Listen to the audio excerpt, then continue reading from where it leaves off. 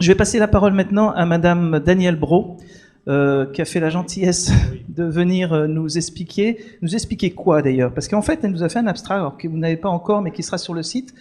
Le titre, c'est la loi au-dessus des autorités sanitaires. Étrange question. Ce qui est certain, c'est que les autorités sanitaires émanent de la loi, mais ne sont pas au-dessus des lois. Ah, petite précision, c'est le procureur de la République, M. Bonneton, qui devait nous venir. Et malheureusement, ou heureusement pour lui, j'en sais rien, il est muté dans une autre région de France depuis là, ce jour. Il m'a dit, je vous assure, je prendrai quelqu'un du parquet. Et donc, Madame Brault, qui est procureur adjointe de la République. Merci. Merci Philippe, merci à tout le monde. En fait, j'étais désignée à les dernières minutes pour venir à cette réflexion sur la dépendance de la médecine. Et le sujet que je vais traiter, ce n'est pas forcément celui que j'aurais choisi pour vous parler aujourd'hui, mais je suis très fière d'être là aujourd'hui parce que je me dis, en fin de compte, à l'indépendance, ils y réfléchissent et ils y consacrent une matinée qui est une matinée de week-end pour pouvoir en parler. Eh bien, je peux vous dire que sur le même thème, nous pouvons aussi penser aux magistrats, parce que même quand j'avais lu le thème de réflexion qui vous était proposé et que M. Bonneton proposait à un magistrat du parquet de prendre, j'ai vu l'indépendance de la médecine, mais c'est quelque chose qui nous concerne nous-mêmes.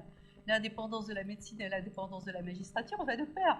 Et je me dis, mais ils sont complètement fous, ces médecins, de faire venir pour cette intervention un membre du parquet, alors que le parquet n'est pas reconnu par la Cour européenne comme une autorité judiciaire, dans la mesure où on estime que le parquet judiciaire français n'est pas suffisamment indépendant à cause de ses liens avec le pouvoir et de son système de nomination. Alors, j'en ai tiré quelques conclusions, parce que avant d'être parquetière, j'étais juge d'instruction, et que quand on est juge d'instruction, alors qu'on sort de la même école, qu'on a eu la même formation, qu'on a eu les mêmes études que les gens qui seront au parquet, qu'on peut passer d'un poste à l'autre indifféremment, on est considéré comme indépendant. Donc l'indépendance n'est pas une question de personne ou pas seulement une question d'individu. Il y a forcément des structures qui facilitent ou ne facilitent pas notre indépendance. Et puis, je me suis dit qu'on était quand même un petit peu habilité à venir à ce genre de réunion, puisque magistrats et médecins, on était en quelque sorte très souvent les deux animaux, peut-être comme l'âne et le chameau, parfois attelés dans les pays d'Afrique à une charrue, en train d'essayer de tracter, de répondre à toutes les difficultés que se pose notre époque, qui veut avoir des solutions à tout. Ainsi, au parquet, on ne peut pas prendre de décision, toute une série de décisions, sans avoir recours à un médecin. Pour cette année 2012, il y a eu 96 000 € dépensés simplement par le parquet pour les expertises de tout acabit, et sans compter les 300 000 € que la justice dépense dans la cour d'appel de La Réunion pour faire fonctionner l'Institut de médecine légale. Donc, financièrement, nous dépendons les uns des autres, ou vous dépendez un petit peu de nous et vous nous coûtez un petit peu cher. Et je ne dis pas ça parce que je trouve que les prestations des médecins sont exagérées, parce que quand je vois le prix de la consultation du médecin et que je vois le prix qu'on peut dépenser chez son coiffeur, je me demande quelquefois quelle est la commune mesure entre les choses, et on ne va pas protester chez son coiffeur pour le prix de la permanente. Alors, l'écho résonne aussi parce qu'on nous demande de nous contrôler les uns les autres. Alors, depuis la loi de juillet 2011, désormais, on ne peut maintenir quelqu'un en hospitalisation d'office que si un juge des libertés de la détention, qui, après avoir lu les avis de 2 médecins, va décider s'il remet dans le circuit, en liberté, dans la nature, pas en liberté puisqu'il n'est pas censé être prisonnier, mais c'est quand même une atteinte aux libertés, une personne.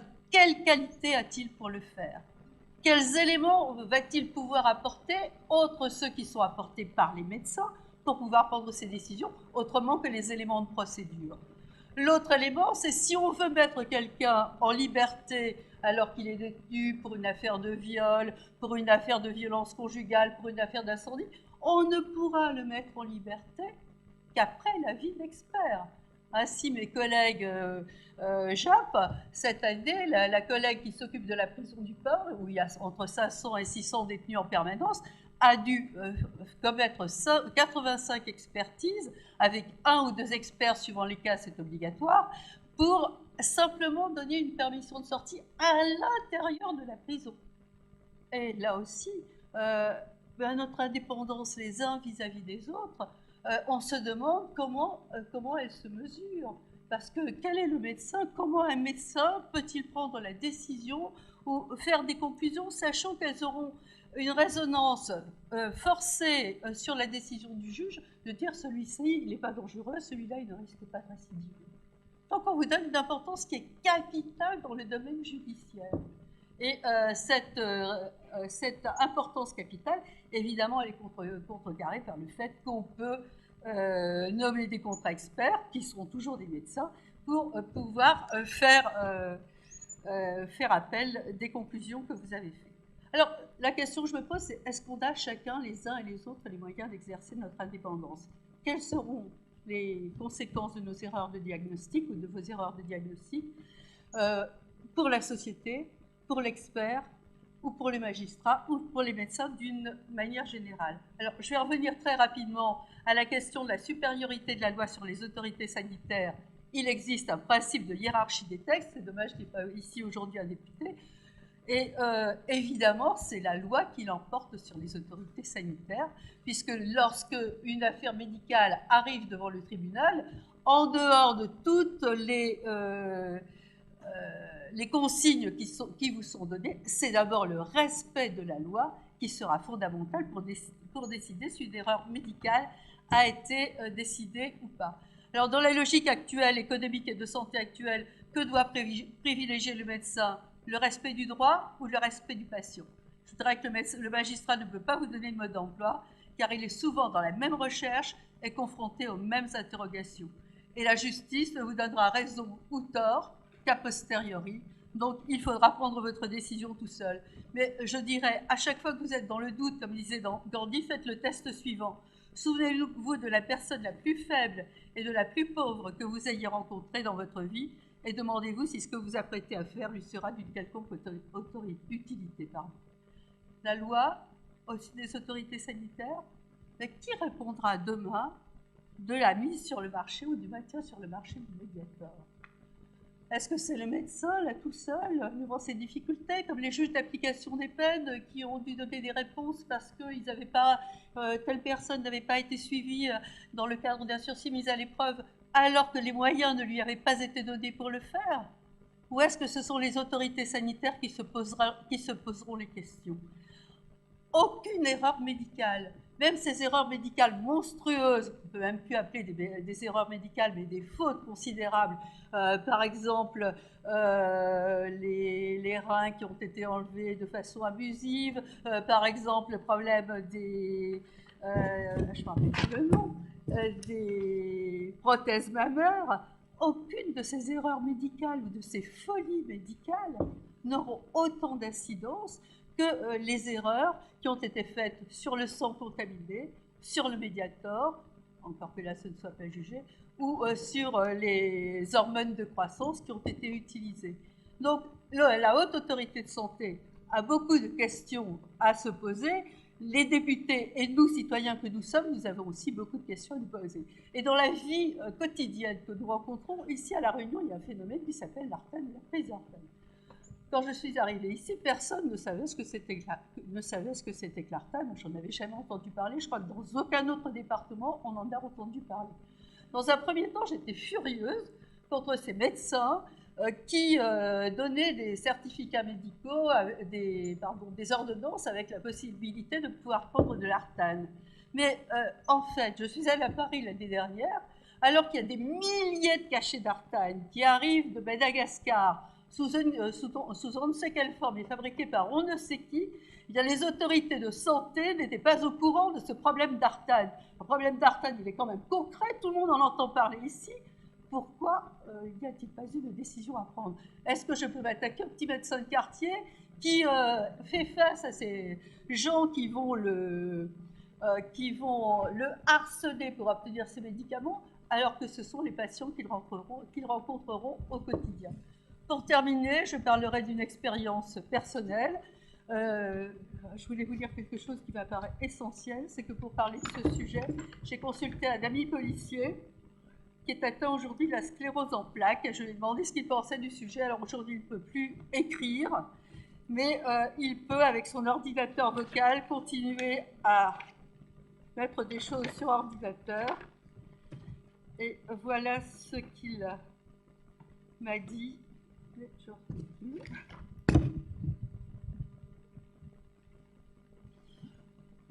Vous m'interrogez sur l'indépendance médicale.